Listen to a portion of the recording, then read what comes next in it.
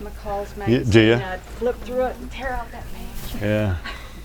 Well, we met her not, I mean, it wasn't that long ago. I guess it was 10 years ago, but she was still alive and still doing artwork. And she still is alive. And I don't think she's doing so much artwork now, but. So anyway, come on into the sculpting room.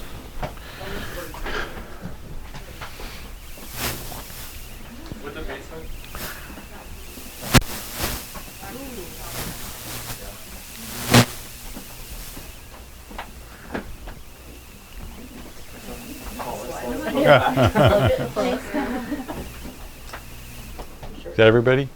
Everybody in? Okay. Here's.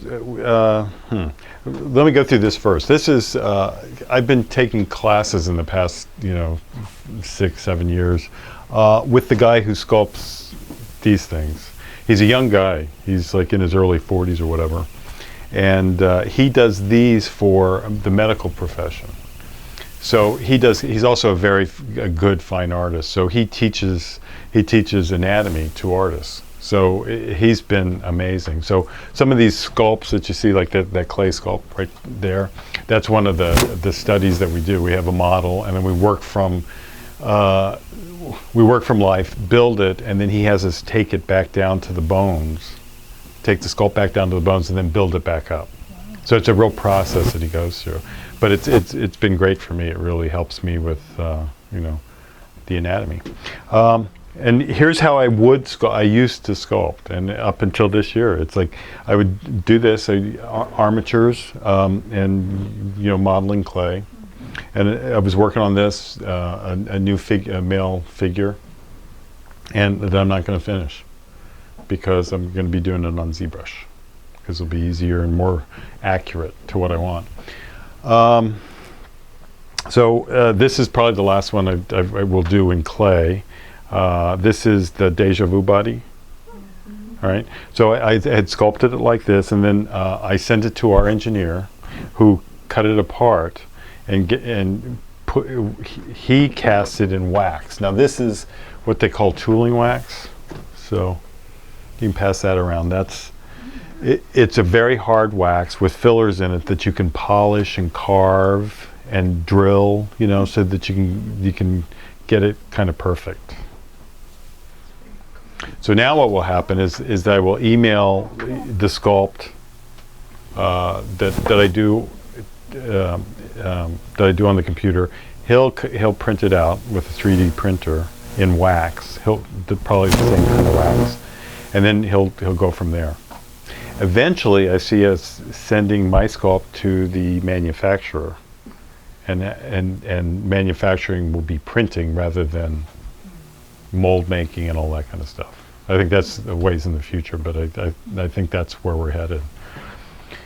So anyway, this might be interesting. Oh, let me show you this first. First head.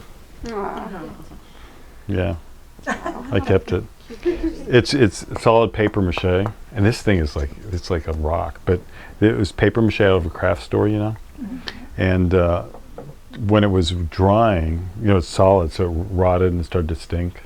That wasn't nice, but anyway, it's dry now. After all these years, I dipped it in paint, to see, and I thought, it does look like a doll. But it sat like this for about a year on my desk. I couldn't throw it away. Anyway, so that's what's got me started. This is Tyler's body. This is the working prototype, and it's a resin, and like you see the white pieces in here. I thought the body the hips were a little narrow, so I added, to make them wider, we added a little bit of, the whatever that is we put in there to make it a little bit wider. But you see how this was when, it costs a lot of money to make the molds for this, so I was very careful. But to me, when I look at this, it hurts me because it's so painfully tight. It's so stiff and tight. Now the dolls don't look that way because the heads move and you can get the bodies to move. But that's why I love, when I started doing this. The more I learn about the body, the more I like to stylize the dolls, and that's kind of where I'm going with that. So she's the most stylized body that I've ever done. And when I sculpted her, it's all curves. There are no straight lines in her, you know. So she doesn't pain me to look at her. Also, I did see the high heel. See the high heel? Oh yeah. And you know why it doesn't look like that on the doll? Because you guys would complain. Because you have to buy new shoes, right? So I used Antoinette's feet on her. So I did that just for you. Any questions?